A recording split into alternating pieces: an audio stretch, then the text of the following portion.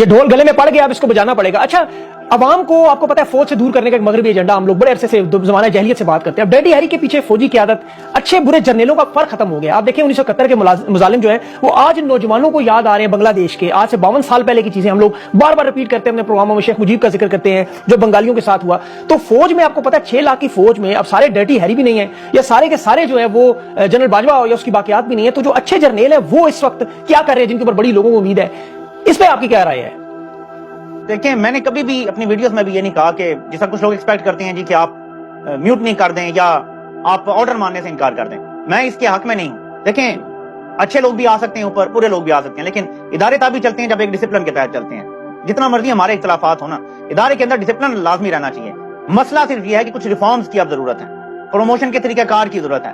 یہ جو فورن کورسز پہ جاتے ہیں وہاں پہ حامد میر کے ساتھ جنرل صاحب کا پروگرام آپ نے دیکھا کہ وہاں کیسے ہائر کرنے کی کوشش کی جاتی ہے. میں نام لینا ضروری نہیں سمجھتا جنرل صاحب کا، کہ کوشش کی جاتی ہے. CIA کوشش کرتی ہے، MI6 کوشش کرتی ہے، وہاں موساد، ہر طرح کی ایجنسیز ہوتی ہیں. وہاں یہ چانس ہوتا ہے کہ آپ کمپرومائز ہو جائیں. پھر ایک اور چیز، ابھی روس کے جو وزیر خارجہ ہیں اس کا آپ نے پتہ نہیں وہ بیان دیکھا ہے، اس کی ویڈیو موجود ہے، میں نے اپنے ایک بلاگ میں بھی چلائی تھی.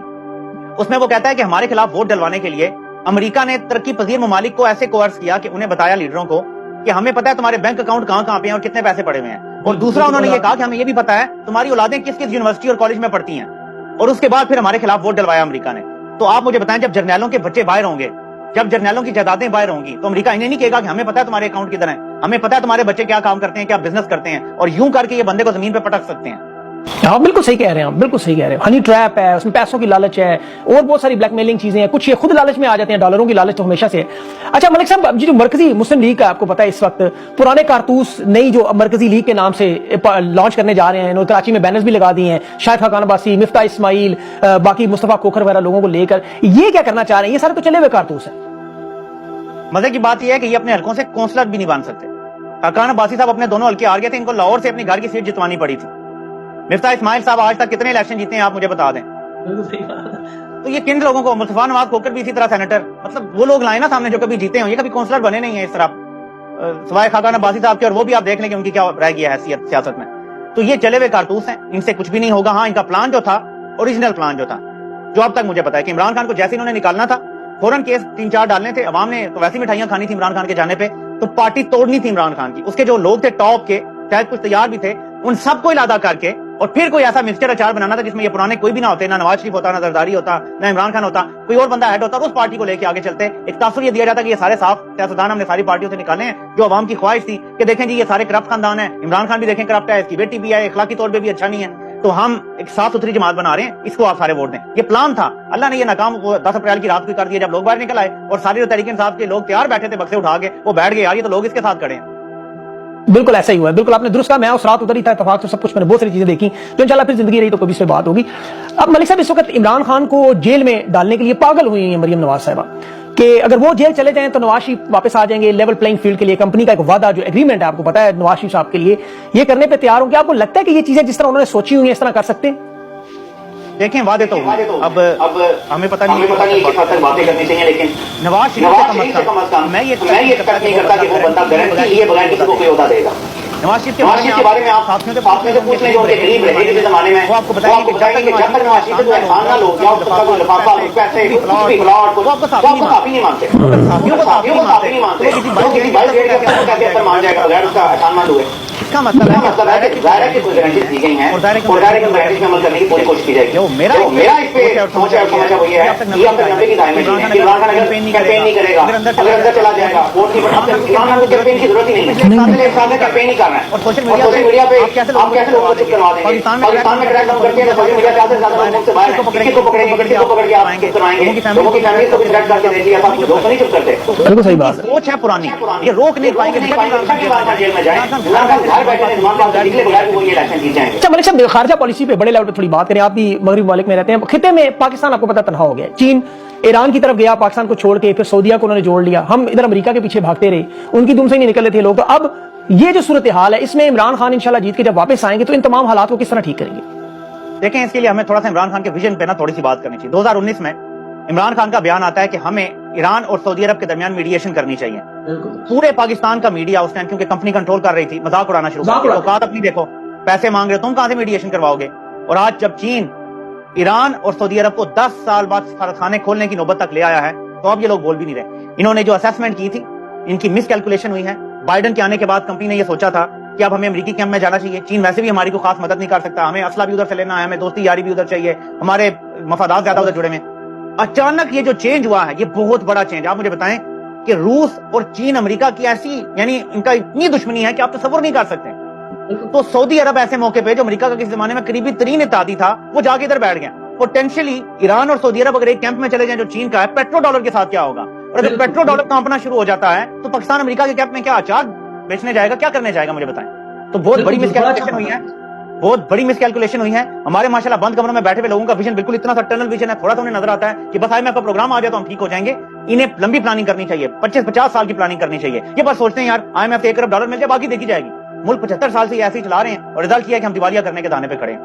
بالکل صحیح. 12 جماعت پاس کر کے آپ کو پتا ہے پھر وہ ویژن کس طرح بنے گا. انہوں نے دنیا دیکھی ہوتی ہے, ریٹائرمنٹ کے بعد انہوں نے جا کے مغربی ممالک دیکھنے ہوتے ہیں, وہاں چیزیں کیسے پتہ چلیں. اچھا ملک صاحب, ایک اور بڑا انپورٹنٹ سوال اکانومی کے حوالے سے. آپ کو پتا ہے اس وقت پاکستان کے حالات, بینکرپسی جو ہے, دیوالیہ پن تو کب سے ہو چکا ہے, بس اعلان آفیشلی انہوں نے کل بھی بلکہ دیے بہت دفعہ. عمران خان گورنمنٹ میں واپس آتے ہیں تو یہ سارے معاملات چلانے کے لیے اب اوورسیز پاکستانی بھی آپ کو پتا ہے پیسے نہیں بھیج رہے. آپ کے بھی بہت سارے اس طرح جاننے والے ہوں گے جو نہیں بھیج رہے, اور ابھی فنڈز دیکھیں 3.9 ارب سے کہاں تک نیچے چلے گئے. تو ایسی صورتحال میں جب عمران خان واپس آئیں گے, قرضوں کی ایک دلدل ہے, IMF کے تلوار سر پہ لٹک رہی ہے, بہت سارے مسائل ہیں, انہوں نے ایکسپورٹ ہر چیز تباہ برباد کر دی, دوبارہ اٹھانا کتنا ٹائم لگے گا اور کس طرح ہوگا؟ جو انہوں نے ان 11 مہینوں میں کر دیا ہے اور جو 2013 سے 18 میں کیا تھا, ابھی عمران خان نے صرف اپنے 3.5 سال میں کچھ ریکور کرنا شروع کیا تھا. ابھی میں کرونا بھی آ گیا تھا پرابلم سے. میرا یہ ذاتی تجزیہ ہے کہ ہمیں کم از کم 5 سے 10 سال تسلسل چاہیے ہوگا حکومت کا. ایسا بندہ آئے جو یہ سوچے کہ میں نے یہ فیصلے نہیں کرنے کے لیے میری بلے بلے ہو جائے, بلکہ مجھے ٹف ڈیسیجن لینے پڑیں گے, مشکل فیصلے کرنے پڑیں گے. فار ایگزامپل, ہم LNG منگوا کے اگر ہم اس کو گیس میں ڈال رہے ہیں اور ہم پرائس لے رہے ہیں جو لوکل گیس کی ہے, یہ افورڈیبل نہیں ہے اینی مور, ہم مہنگی لیتے ہیں LNG باہر سے. اس طرح کے اور ریفارمز ہیں, جیسے ہم بجلی جس قیمت پہ بنا رہے ہیں, اگر ہم وہ پوری وصول نہیں کریں گے, ہمارا گردشی قرضہ کہاں جا رہا ہے, لائن لاسز ٹھیک کرنی ہے, اسٹیٹ اونڈ انٹرپرائزز ہیں ان میں کچھ کو پرائیویٹائز کرنا ہے, جو ٹھیک ہو سکتی ہے اس کو ٹھیک کرنا ہے. اتنے مشکل فیصلے ہیں. پھر ایسے ایسے سیکٹرز ہیں جن کو ٹیکس نیٹ میں لانا ہے, جہاں سارے بڑے بڑے کھڑپینچ بیٹھے ہوئے ہیں, جرنیلوں کے وہ سیکٹرز ہیں, وہ بڑے بڑے بیوروکریٹس کے ہیں, ججز کے ہیں. کیسے آپ کریں گے؟ تو یہ وہی کر سکتا ہے جس کے پیچھے عوام کھڑی ہو, اور یہ بات کمپنی کو سمجھ نہیں آ رہی. آپ بلاول کو لائیں گے اور وہ یہ ریفارمز کریں گے, یعنی آپ ڈنڈے کے طور پہ ریفارمز کریں گے, یہ ہو ہی نہیں سکتے. اس کا مطلب ہے کہ آپ کو ایسا بندہ چاہیے جو یہ کر سکے اور عوام برداشت کرے. وہ جب آ کے ایک تقریر میں کہنا جی کہ میں کر مشکل فیصلے رہا ہوں, ہوگی مشکل, لیکن اس سے پاکستان ٹھیک ہو جائے گا, اور حقیقی آزادی کا یہی راستہ ہے, لوگ مانیں گے. یہ بنیادی چیز ہے جو یہ سمجھ کے بڑا مشکل ہے. آگے 5 سال تو بہت مشکل ہے. اگلے بہت سے لوگ مایوس جو ہے نا, آپ کو پتہ ہے ان چیزوں سے نظر آتے ہیں. آپ کا اور ہمارا کام بھی ایسا ہے, لوگوں کو امید, مایوسی کفر ہے, امید کی طرف لوگوں کو لے کے جانا کہ آگے انشاءاللہ اللہ نے چاہا تو راستے بہتر ہوں گے. عمران خان کو اللہ زندگی دے سے دے, ہماری تو دعائیں, لیکن اگر عمران خان بھی تو اللہ کی ذات ہے, چلانے کے لیے نظام تو اس کا وعدہ ہے. تو اس چیز پر آپ کچھ امید لوگوں کو جو ہے پازیٹیو چیز اگر آپ کے خیال میں کوئی ذہن میں ہے تو کچھ بتائیں ضرور پلیز. دیکھیں, میرا یہ ایمان ہے کہ اس ملک نے ٹھیک ہونا ہے. اگر ٹھیک نہ ہونا ہوتا تو یہ سب جو 75 سال سے ہو رہا ہے, یہ اچانک 10-11 مہینوں میں پوری قوم نے کیسے دیکھ لیا. لوگوں کو سب کچھ پتا چل گیا کہ فاطمہ جناح کے ساتھ کیا ہوا تھا, لیاقت علی خان کے ساتھ کیا ہوا تھا, قائد اعظم کی ایمبولینس کیسے خراب ہوئی تھی. لوگوں کو سب پتا چل گیا. 71 کے سانے کا لوگوں کو نہیں پتا تھا کہ وہاں کیا کیا مظالم ہوئے ہوں گے. اب یہ کیمروں کے سامنے سب کچھ لوگوں کو نظر آ رہا ہے. ذلے شاہ کو پولیس میں ڈالا گیا, پولیس لے کر گئی, مار کے واپس بھیج دیا اور مان نہیں رہے. تو لوگوں کو اب پتا چل رہا ہے بلوچستان میں کیا ہوتا رہا, فاٹا میں کیا ہوتا رہا, یہ سب لوگوں کو نظر آ گیا. یہ کتنا ٹائم لگا ہے, 10-11 مہینے. یہ معجزہ ہے. اور یہ صرف اس لیے ہوا ہے کہ کچھ بدلے گا نہیں, دل بدل چکے ہیں. جب دل بدل جاتے ہیں ایونچولی تبدیلی نے آنا ہی ہوتا ہے. وہ کتنی جلدی آئے گی یہ صرف اللہ کی ذات جانتی ہے. لیکن اگر میں بار بار کہتا ہوں کہ ہم اسی راستے پہ چلتے رہے, یہ سسٹینیبل نہیں ہے پریشر برداشت کرنا کسی ادارے کے لیے بھی. آپ 2 مہینے, 6 مہینے, سال برداشت کر سکتے ہیں, یہ 4-5 سال کے لیے یہ سسٹینڈ پریشر برداشت کرنا امپاسبل ہے. کوئی دنیا کا ادارہ, کوئی اسٹیٹ عوام کی اکثریت کے مخالف جا کے نہیں چل سکتی. دیر از اے ریزن کہ کامیاب ترین ممالک وہ ہیں جہاں کامیاب ترین ڈیموکریسی چلتی ہیں. بریگزٹ جیسا غلط فیصلہ کر کے بھی یہ لوگ اس لیے ابھی تک ملک ٹوٹا نہیں اور چل رہے ہیں کہ لوگ یہ مانتے ہیں, بے شک وہ صحیح تھا یا نہیں, کہ عوام کی اکثریت نے یہ فیصلہ کیا تھا, تب ملک میں انتشار نہیں ہے, ورنہ بڑا کلوز تھا, 51-49 کا تھا فیصلہ. لیکن اتنے کلوز کے باوجود لوگ اس کی رسپیکٹ کرتے ہیں کہ اکثریت نے کیا تھا. آپ کو عوام کی اکثریت کا فیصلہ ماننا پڑتا ہے, بے شک وہ غلط ہو. آج اگر عوام کی اکثریت یہ رائے دے دینا کہ اسرائیل کو تسلیم کرو, آپ کو تسلیم کرنی پڑے گی یہ رائے. حالانکہ یہ میں چاہوں, آپ چاہیں یا نہ چاہیں. ہم یہ تو بات کرتے ہیں جب یہ جرنیل جا کے کہتے ہیں جی اسرائیل کو تسلیم کرنا ہے, ہم یہ کہتے ہیں آپ ریفرینڈم کرا لیں, عوام سے پوچھ لیں. آپ کی جو جماعتیں ہیں, PDM جیسی جماعتیں, آپ ان کو کہیں اپنے منشور میں ڈال لو, اسرائیل کو تسلیم کرنا ہے, بھارت کی بالادستی تسلیم کرنی ہے, ہمیں ووٹ دو. اگر عوام دیتے ہیں ووٹ تو ٹھیک ہے, کر لو. سمپل بات ہے نا. تو اس لیے اب جمہوریت کی طرف ہمارا سفر شروع ہو گیا ہے. عوام کو اصل مسئلہ سمجھ آ گیا ہے, کہاں فیصلے ہوتے ہیں عوام کو یہ بھی پتا ہے. ٹارگیٹ بہت جلدی اچیو ہو جائے گا انشاءاللہ. इंशाल्लाह इंशाल्लाह। तो ये बताएं कि अभी जो बहुत सारे लोग जो आपको पता है हक सच की बात करते हैं, कोशिश करते हैं लोगों को